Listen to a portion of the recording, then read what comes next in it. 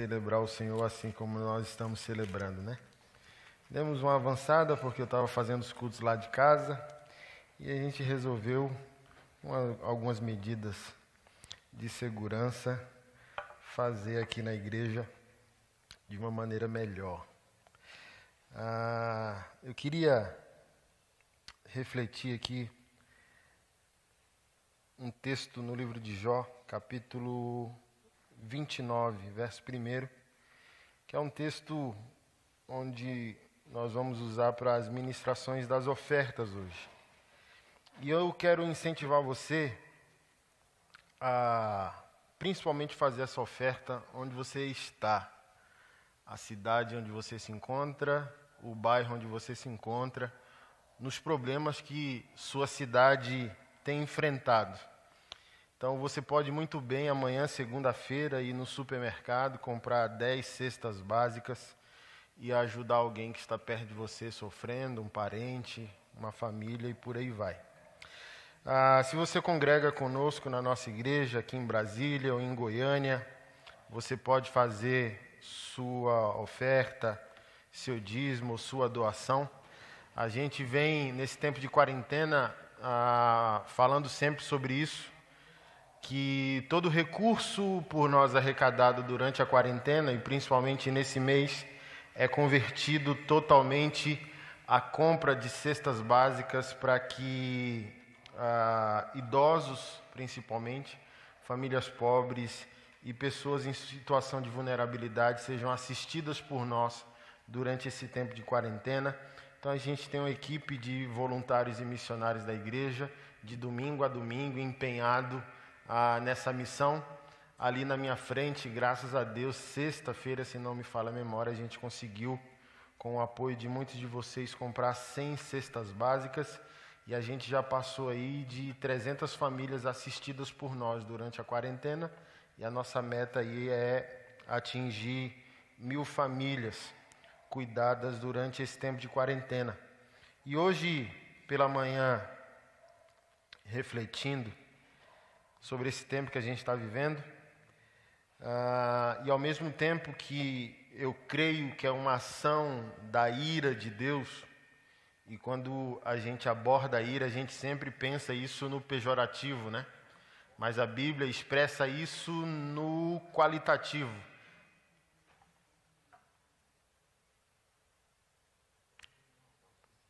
É que atrapalha meu raciocínio. A gente não pode medir nem o amor de Deus e nem a ira de Deus com o nosso amor, a nossa ira. Ao mesmo tempo que é uma ação de Deus, a partir daquilo que está escrito, nós temos como igreja por responsabilidade de cuidar daqueles que sofrem, né? É por isso que a igreja está aqui como esperança do mundo. E me veio Jó. Por que me veio Jó? Porque mesmo diante de toda a calamidade que Jó viveu, quando Jó, no seu diálogo com Deus, recorre à soberania de Deus, à misericórdia e à graça de Deus, Jó expressa a Deus quem ele era, qual foi o comportamento dele. É como se Jó estivesse clamando a ajuda a Deus, porque Jó tinha plena consciência que em vida Jó foi tudo aquilo que Deus esperava que ele fosse. Então Jó, capítulo 29, verso 1 diz: Jó continuou com a sua fala dizendo: quem me dera ser como fui nos meses passados, como nos dias em que Deus cuidava de mim, quando Deus me fazia resplandecer a sua lâmpada sobre a minha cabeça, quando eu, guiado por sua luz, caminhava na escuridão. Quem me dera ser como eu fui nos dias do meu vigor, quando a amizade de Deus estava sobre minha tenda, quando o Todo-Poderoso ainda estava comigo, e os meus filhos estavam ao meu redor, quando eu lavava os meus pés em leite, e da rocha me corriam rios de azeite, quando eu me dirigia até o portão da cidade e mandava preparar o meu assento na praça. Os moços me viam e se retiravam, e os idosos se levantavam e ficavam em pé. Os príncipes reprimiam suas palavras e punham a mão sobre a boca. A voz dos nobres emudecia e a língua deles se apegava ao céu da boca. O ouvido que me ouvia dizia que eu era feliz, e o olho que me via dava testemunho de mim. Por quê? Olha, presta atenção nisso, a partir do verso 12. Porque eu livrava os pobres que pediam ajuda, e também o órfão que não tinha quem o socorresse. A bênção do que estava prestes a perecer vinha sobre mim, e eu fazia o coração da viúva cantar de alegria, eu me cobria de retidão, eu me servia, e ela me servia de roupa. A minha justiça era como um manto e um turbante, e eu era, olha que isso aqui mexe demais comigo, eu era os olhos do cego e os pés do aleijado. Eu era o pai dos necessitados, e até as causas dos desconhecidos eu examinava. Eu quebrava o queixo dos iníquos, e eu arrancava as vítimas dos dentes dele. Esse aqui é o perfil de todo homem, de toda mulher de Deus. Tenha ele vivido no Antigo Testamento, no Novo Testamento, no século 21. Esse é o DNA da justiça do reino de Deus. É por isso que nós doamos, é por isso que nós dizimamos e ofertamos. Esse é o motivo essencial. Por isso que eu te incentivo a ser pai dos órfãos na tua cidade. Tá bom? Amanhã pega a tua oferta, teu dízimo e vai comprar umas cestas básicas para servir alguém. Se não vai fazer, a gente já está fazendo e você transfere para a conta da nossa igreja que a gente faz no seu lugar, tá bom? Se você congrega com a gente, você dizima, está aparecendo aí. Quem está no Instagram, o comentário está fixo aí, da conta da nossa igreja. Quem está no YouTube, você pode baixar o aplicativo da nossa igreja, Vivo por Ti. Tanto Android quanto iOS, e também a conta da nossa igreja está disponível a você, para você doar, ofertar ou dizimar. Que Deus possa abençoar grandemente a tua vida. Vamos fazer uma oração para a gente poder começar. Pai, nós te agradecemos, Senhor, por esse início de noite. Te agradecemos por todo o coração generoso, Senhor, que nos ouve no Brasil e fora do Brasil. Que o Senhor possa alcançar cada um de nós com a sua graça, o seu favor, a sua misericórdia. Isso não é um tempo meramente de crise, é um tempo de reposicionamento, onde o Senhor vai investigar os que são e os que não são. Onde a igreja visível, Senhor, adornada pela tua glória, se levanta para glorificar o teu nome e servir as nações como testemunho do teu juízo e da tua bondade entre as nações, Senhor. Prospera o teu povo e ergue o teu povo em verdade, em justiça, Pai, em testemunho do teu reino. Estamos diante de ti, pedimos ao Senhor que revele a tua palavra a nós e nos conduza segundo a tua vontade. Amém. No domingo passado, eu falei sobre as boas novas do Evangelho. Só pode entender a boa notícia, que é o Evangelho, quem entende a má notícia. Então, se eu não entendo a má notícia, eu vivo essa graça barata achando que eu entendi a boa nova, achando que eu entendi a boa notícia. Mas só entende a boa quem entende a má. E hoje não é que eu vou dar continuidade, mas quero conectar o assunto da semana passada com o assunto de hoje. E hoje, se eu pudesse dar um tema, o tema seria: o Evangelho é para os filhos. É por isso que quando a gente lê os Evangelhos ou vê alguns comportamentos de Jesus, às vezes a gente fica até meio assombrado, né? Nossa, Jesus foi meio grosso aqui nessa situação. Por exemplo, alguém perguntou para ele: por que o Senhor fala por meio de parábolas, de enigmas? Ele respondeu diretamente: para que você não entenda. Para que você não entenda, para que você não ouça, para que você não entenda e para que você não se arrependa dos seus pecados. Então, é como se Jesus estivesse falando com todos nós, mas não estivesse falando com qualquer um de nós. O Evangelho é para todos, mas o Evangelho não é para qualquer um. É uma mensagem pública, porém ela é codificada, ela tem um DNA. Eu sempre gosto de colocar nessa progressão, de alguma maneira. Tinha uma multidão que seguia Jesus, mas é como se essa multidão tivesse a Bíblia. E é muito bom. A Bíblia é totalmente a palavra de Deus para nós. Mas se eu não nascer de novo, e esse novo nascimento me conectar com a paternidade de Deus de acordo com o DNA do reino, eu não entendo. Eu posso ter a Bíblia, mas posso não entender a mensagem. Então, eu posso ser evangélico e não ser cristão, eu posso ser frequentador de culto e ir para o inferno sem direito à escala, direto e reto. Então, o evangelho não é para qualquer tipo de pessoa. É necessário, de alguma maneira, descodificar, é necessário um tipo de reverência que atraia a atenção de Deus para muitos de nós. Então, a maioria de nós prefere uma pregação fácil, rápida, de autoajuda, uma teologia positiva que não fale da ira de Deus, não fale do retorno de Cristo, não fale que pessoas serão condenadas ao inferno, porque a gente diz, pô, já tentei ler a Bíblia, me ajuda aí, não entendo nada. Então, as pessoas vão para a igreja para a pregação ser um tipo de autoajuda, mas essas pessoas não recorrem mais à Bíblia como palavra de Deus porque elas não entendem. E por que elas não entendem? Porque Deus não está interessado em falar com qualquer tipo de pessoa. Eu sempre digo, a leitura da Bíblia só funciona quando nós permitimos que ela nos leia também. Então, se eu leio a Bíblia sem permitir que a Bíblia leia a mim, perdi.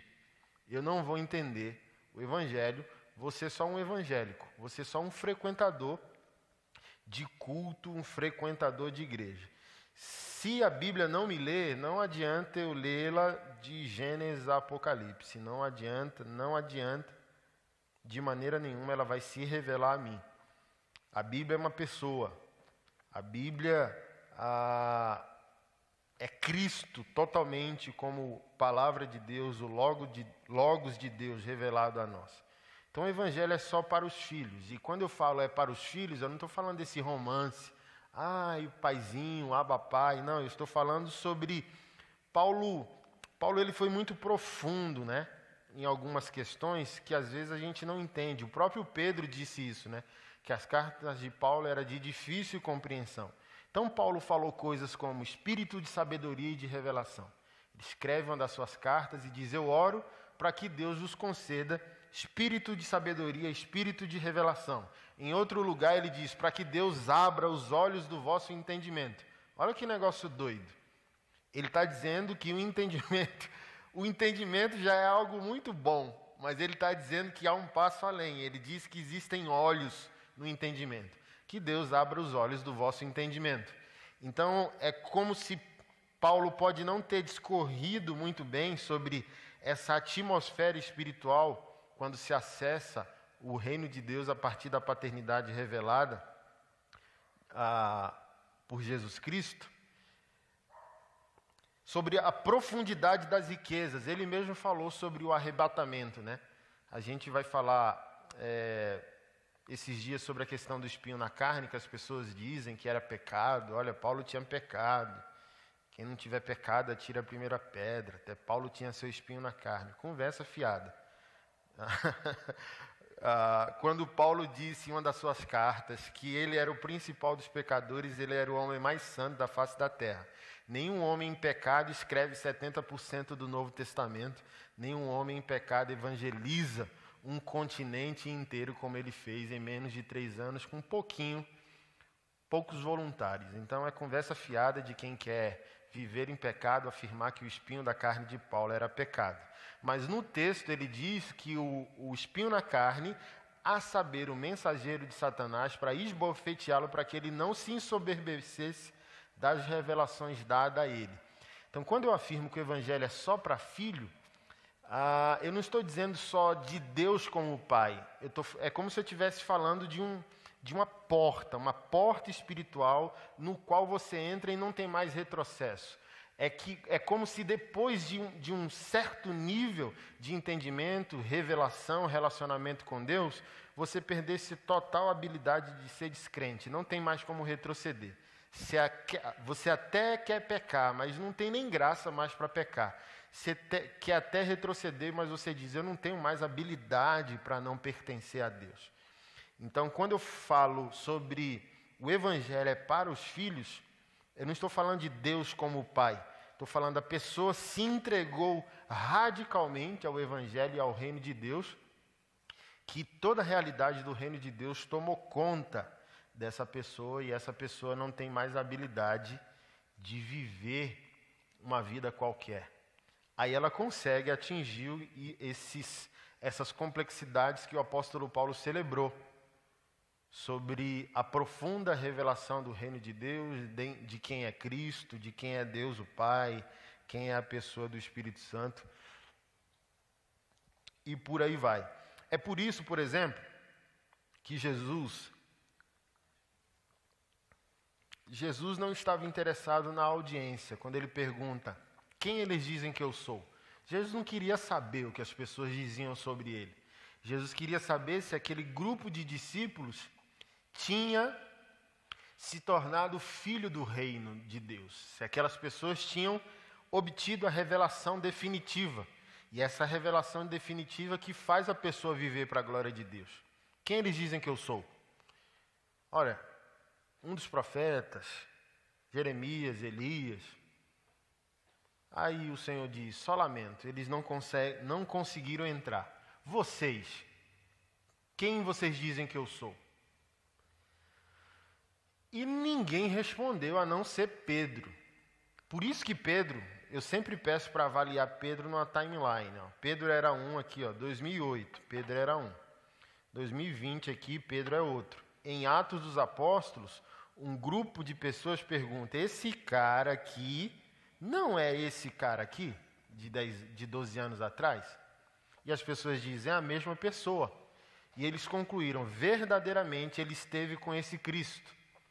Então Pedro é um exemplo de pessoa que se tornou filho do reino de Deus. Ele entrou pelas portas do reino, ele recebeu a revelação total de quem Deus é, de quem ele é, portanto ele descobriu o sentido da vida dele, não tem mais retorno. Por exemplo, Pedro negou Jesus porque não queria morrer.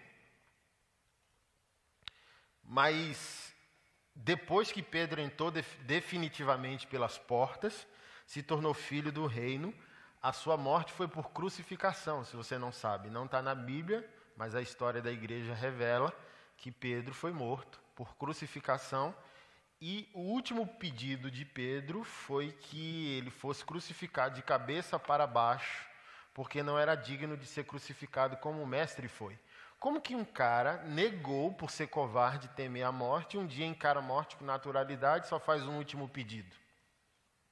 Porque ele recebeu esse enigma que Paulo fala, o espírito de sabedoria e de revelação. É como se não só tua mente, teu coração, tua vida, tuas escolhas, tua visão de mundo, tudo na tua vida gira em torno agora da realidade do reino.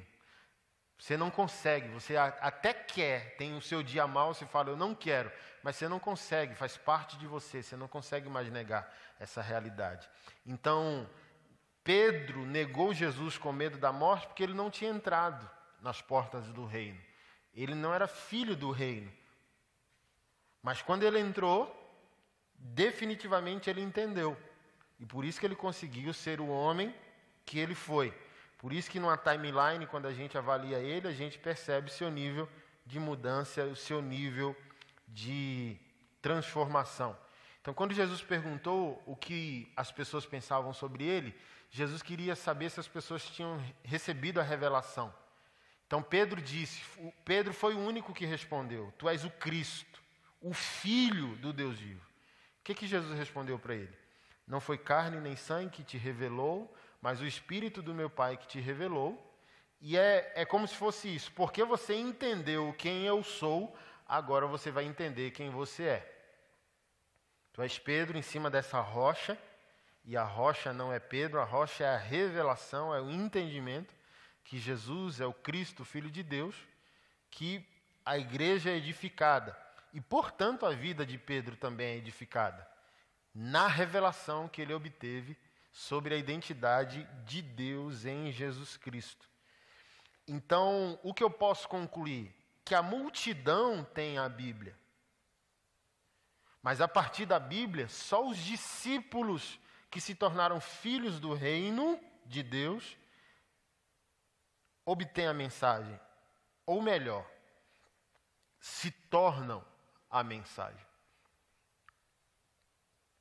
É por isso que eu creio que nem todo mundo que é evangélico é salvo. Não é porque a igreja não salva ninguém. Uma das melhores consequências aí do coronavírus é que ficou claro o que é a igreja. A igreja não é nossas estruturas. Infelizmente, está comprovado que a maioria de nós não foi discipulado para ser cristão. Foi discipulado para frequentar a igreja como espaço físico. Não sabe como viver, não sabe praticar a justiça do reino. Não sei se você sabe, mas os índices de divórcio e violência doméstica aumentaram. Por quê? Porque as pessoas não sabem conviver. E por que não sabem conviver? Porque não são transformadas. Não são de Deus, essa que é a verdade. Ah, mas os índices aumentaram socialmente. Claro, ué. Vai aumentar onde? Marte? Na Lua? Não, aqui, ué. E aumentando os índices da sociedade, isso envolve a igreja. Porque somos parte da sociedade. Então, os índices envolvem a nós também. As violências aumentaram também em lares cristãos e os divórcios também. Porque as pessoas não são de Deus, elas só frequentam o culto. Porque o evangelho é para os filhos. Essa é a boa nova. O que eu disse semana passada, você só entende a boa notícia se entender amar. E a boa notícia é só para os filhos. Os filhos de Deus e os filhos do reino de Deus, que entraram pelas portas por meio de Jesus Cristo. Isso é o que o futuro nos reserva. Posterior à crise, é esse tipo de igreja que será triunfante. É esse tipo de igreja que será útil para a sociedade. A igreja não formada por frequentadores de culto, mas a igreja que possui a revelação de quem Deus é e, portanto, de quem é. Cada um de nós individualmente e nós coletivamente. Então, o texto que eu queria compartilhar é o texto de Gálatas, capítulo 4, verso 1, que diz o seguinte: digo, porém, o seguinte: durante o tempo em que o herdeiro é menor de idade, em nada difere de um escravo, mesmo sendo senhor de tudo, mas está sob tutores e curadores até o tempo predeterminado pelo Pai. Assim também nós, quando éramos menores, estávamos escravizados aos rudimentos do mundo. Mas quando chegou a plenitude do tempo, Deus enviou o seu Filho, nascido de mulher, nascido sob a lei, para resgatar os que estavam sobre a lei, a fim de que recebêssemos a adoção de filhos. E porque somos filhos, Deus enviou o Espírito do seu Filho ao nosso coração. E esse Espírito clama: Abba, Pai. Assim você já não é mais escravo, porém filho, e sendo filho também é herdeiro de Deus.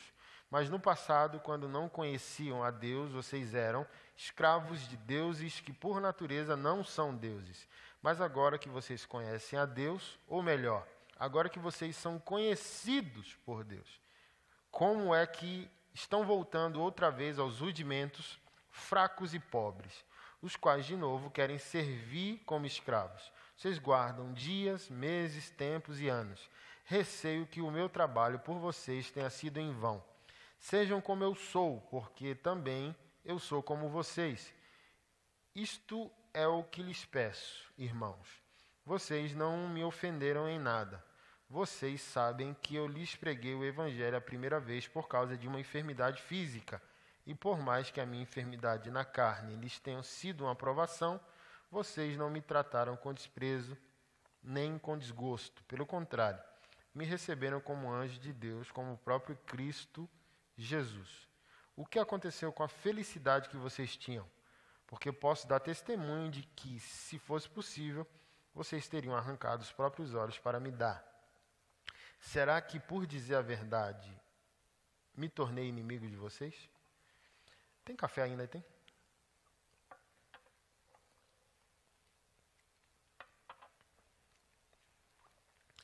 Dois pontos aqui interessantes, que é o ponto da filiação, que eu estou construindo com você, eu vou voltar nela daqui a pouco.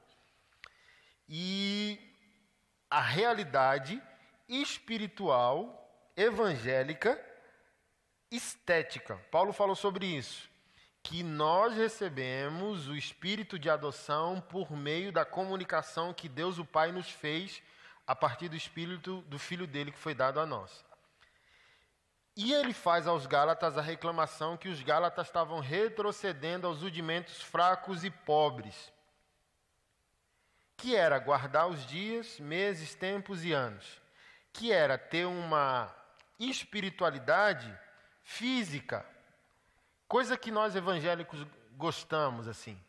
A igreja é o espaço físico, a igreja é o templo, é o que eu sempre reclamo com vocês, lutamos pela família tradicional, e líderes cristãos políticos e pastores políticos que lutam por essa pauta, alguns ou muitos possuem amantes, são viciados em pornografia e por aí vai. Então, Paulo está dizendo, olha, vocês recebem o reino dentro de vocês e vocês querem ter garantias que o reino está fora de vocês, guardando a ritualística morta em si, guardando a espiritualidade estética, que não garante nada. Ninguém vai entrar nos portões da eternidade por ser evangélico.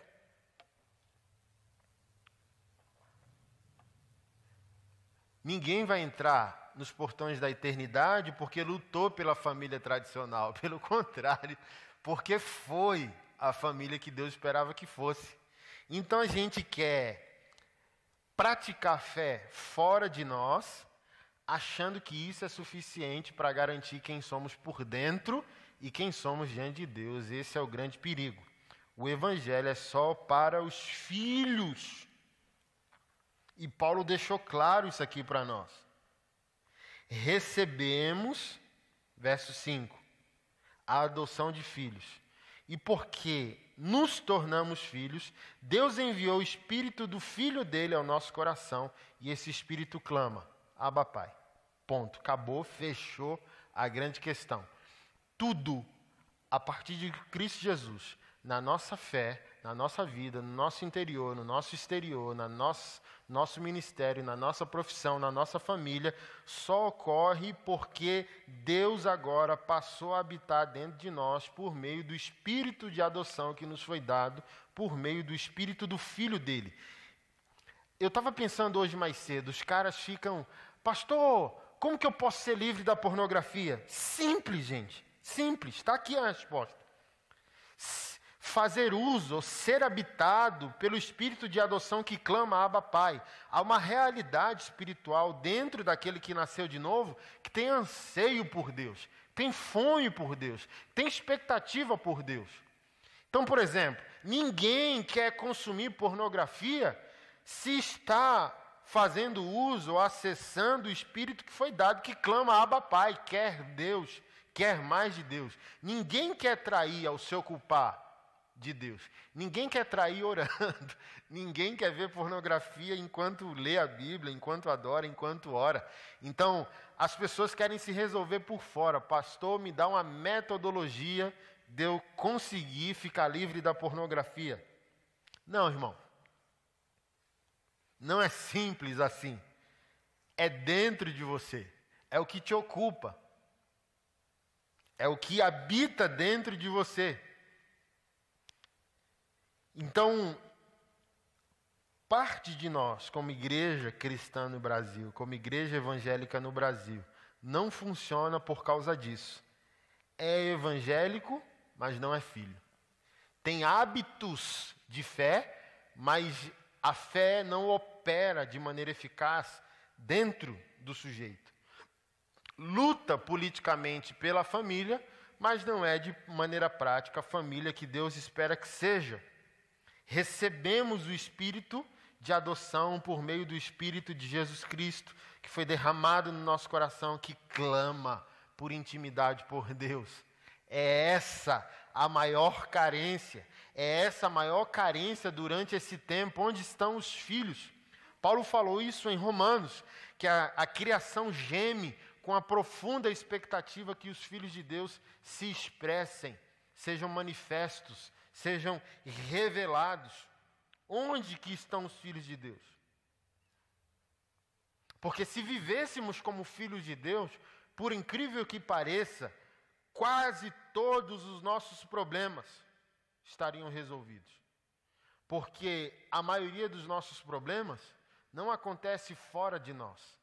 Antes deles se manifestarem fora de nós, ele ocorre dentro de nós. Se as pessoas estivessem fazendo uso do pacto da aliança em Cristo Jesus, no novo nascimento, com o Espírito derramado dentro de nós, quanta coisa não seria resolvida? Porque o pecado ou o erro que cometemos, ou o mal que cometemos, fora de nós, é o último estágio do mal que começou dentro de nós. Então, por que não estamos fazendo o bem? Porque o bem não está acontecendo dentro de nós a partir da celebração do pacto da aliança que nós temos em Cristo Jesus. Não estamos vivendo como filhos. Está só na letra, está só na escrita. Somos filhos. Não, mas se tu é filho, tu tem que viver como filho de Deus. É por isso que na minha análise, poucas pessoas fazem história. Quase todos nós lemos a história e poucos de nós faz a história, escreve a história. Porque justamente isso, quem lê a história? A multidão. E quem escreve a história? O filho. O evangelho é para o filho. O filho entrou pela porta, o filho viu, o filho teve a mente expandida, o filho viu a médio e longo prazo. O filho decidiu viver para a glória de Deus.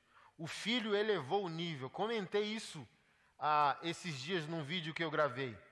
Os homens do século 21 usam a graça de Deus como patrocínio para o pecado, usando graça como aceitação. Mas, gente, eu tenho mais o que fazer.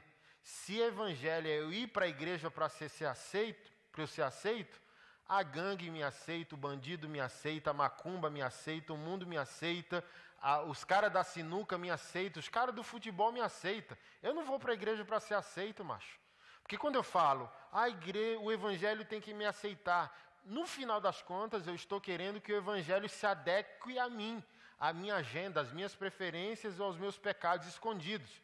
Mas a Bíblia não ordenou eu ser igreja ou ir para a igreja para ser aceito, mas para ser transformado. Então tem um monte de chorão, e aqui envolve homem e mulher também, um monte de chorão querendo usar a graça de Deus no diminutivo como patrocínio ao pecado. A graça é a minha fiadora para uma vida no diminutivo. Como se o evangelho fosse só consolo para os nossos defeitos. E o evangelho não fosse o poder de Deus para a nossa salvação e nossa transformação. Mas eu desafiei essas pessoas a fazerem a seguinte reflexão. Quando vocês usam um personagem bíblico para justificar pecado, vocês sempre recorrem ao Antigo Testamento. Vocês podem usar Sansão, Davi, Abraão vendendo a esposa, e não foi uma vez, foi mais de uma vez que Abraão vendeu Sara para não morrer, para ficar bem na foto. Pode usar Salomão com 1000 esposas e concubinas, mas não pode usar ninguém no Novo Testamento. Não pode usar Jesus, não pode usar Paulo, nem Tito, nem Filemon, nem Timóteo. Pode usar ninguém, não pode usar Pedro. Você não tem nenhum apóstolo, nenhum evangelista, nenhum homem de Deus no Novo Testamento vivendo em pecado. Ninguém traiu no Novo Testamento. Por quê? Porque aqueles homens sofreram, como nós sofremos. Pedro viveu um processo, mas esse processo ele progride, ele não regride. Pedro não usou a graça para viver abaixo da média. A nova aliança em Cristo Jesus é para pessoas que querem elevar o nível e não diminuir o nível. Eu não posso usar a graça de Deus para financiar um padrão de vida moral, espiritual, sexual, abaixo da lei, senão eu digo que Moisés é superior a Jesus. Então a lei e Moisés estabeleceu um padrão de comportamento e de obediência. Um monte de chorão querendo usar o Novo Testamento e a graça para viver um estilo de vida inferior à vida que os discípulos de Moisés deram a Deus. Então para de chorar e veja isso. Entenda isso. A nova aliança, os filhos do reino não justificam pecados pela graça. Eles elevam o nível. Gente que justifica pecado com a graça, pode ver. Pode até ser reformado na teologia, mas é deformado no caráter. Do que adianta ser reformado na teologia e deformado no caráter? Ah, eu leio João Calvino. Vai para o inferno do mesmo jeito. Vai para o inferno em grego, hebraico e em latim. Vai abraçar o capeta no inferno. Não adianta. Não adianta ter uma biblioteca gigante, ter letra na mente, teologia na mente, sem ter teologia no coração. Não adianta, irmão. Não adianta. Não tem salvação por osmose. Não tem como chegar lá e dizer, eu era da igreja do pastor Anderson, eu era calvinista, eu li fulano. Não, irmão. Se não é filho de Deus e filho do reino, nascido no sangue, no pacto da nova aliança em Jesus Cristo, vai ser torrado no inferno com ímpio, com homem mau, com Satanás e seus anjos caídos. Não tem salvação por osmose, não tem fiador para a salvação. Ou você é filho do reino, ou nada feito. O evangelho é para os filhos. E os filhos progridem, não regridem. Os filhos pecam, pastor. Os filhos caem, sim. Mas não vivem caídos. Eles caem, mas não vivem caídos, porque progridem. Pedro errou. É só avaliar a timeline dele, mas não errou para sempre. O próprio Davi, sem ser nova aliança, errou, mas não errou para sempre. Porque um homem de Deus se refaz e um homem de Deus se levanta e um homem de Deus progride. Cai, mas não vive caído. Cai, mas não é um caído. Cai, mas tem caráter para chamar as coisas pelo nome, pecado pelo nome. Não fica terceirizando, não fica se vitimizando, não fica... Não, irmão, não. Olha, se tu usa a graça para justificar pecado, não é graça, é uma desgraça. A nova aliança e o pacto em Jesus, o evangelho, são para os filhos. E todos os filhos elevam o nível e não baixam o nível. Não tem como. Se Jesus celebra uma nova e superior aliança, como que eu posso justificar uma vida inferior, sendo que a vida do discípulo de Moisés já foi uma vida que glorificou a Deus? Então eu não consigo alcançar a linha de raciocínio de quem está querendo usar a graça de Deus por uma vida permissiva no pecado. É como se assim, estou em Cristo Jesus, a graça de Deus me perdoa, o quão diabólico eu posso ser, o quão perto do inferno eu posso habitar e ainda assim ser considerado um crente. Parece que é assim que muitos de nós estão vivendo. Quão mais abraçado com o diabo e o inferno eu posso estar e ainda assim ser considerado crente só porque eu frequento a igreja.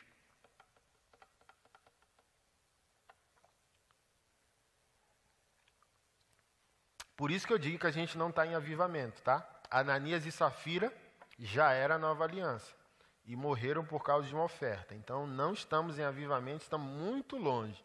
Porque, irmão, por causa de uma oferta, Ananias e Safira morreram na presença de Deus. Imagina o que a gente está fazendo com Deus, com a igreja, com a Bíblia e com Jesus. Quando vier avivamento, vai ver morte também, irmão. Só vai ser avivamento quando alguns de nós começar a morrer nos cultos, assim, igual Ananias e Safira morreram. Então a gente precisa elevar o nível, a gente precisa encher o nosso coração de temor, de tremor e de expectativa em Deus. Pastor Anderson, está querendo botar medo na gente? Tô sim. Porque é melhor medo do que essa fuleiragem de vida que você está vivendo.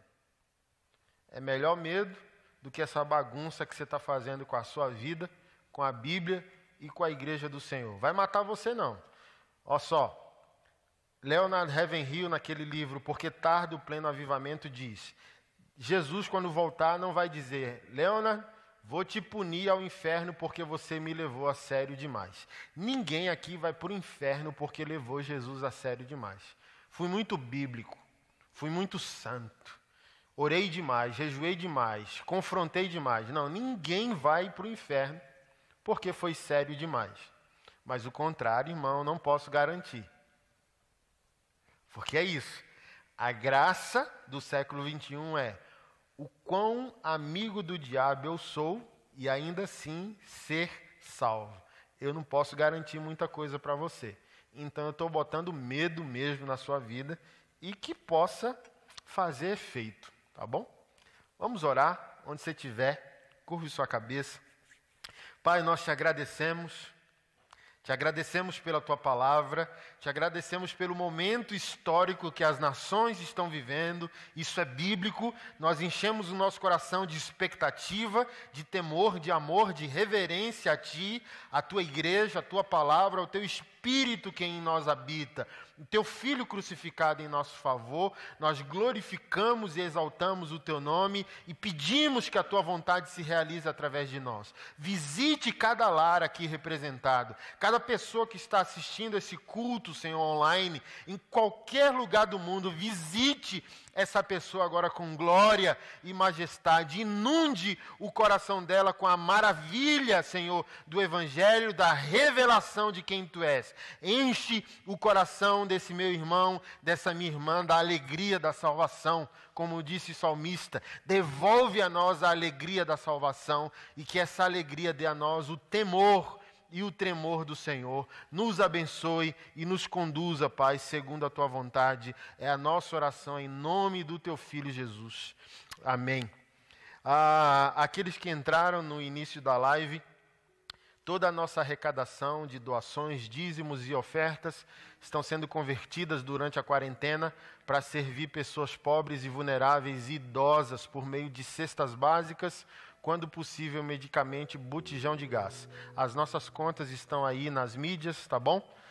Nos ajude a ajudar e servir pessoas e também a gente te incentiva a fazer isso na tua cidade, no teu bairro, junta amigos aí, toma as medidas protetivas cabíveis, máscara, álcool em gel, mas vai no mercado, compra algumas cestas básicas e vai praticar o Evangelho onde você está e que Deus possa continuar abençoando e conduzindo a sua vida, tá bom? Um beijo, a gente se vê às 19 horas para os fominhas ou domingo que vem aí, tá bom? Um abraço.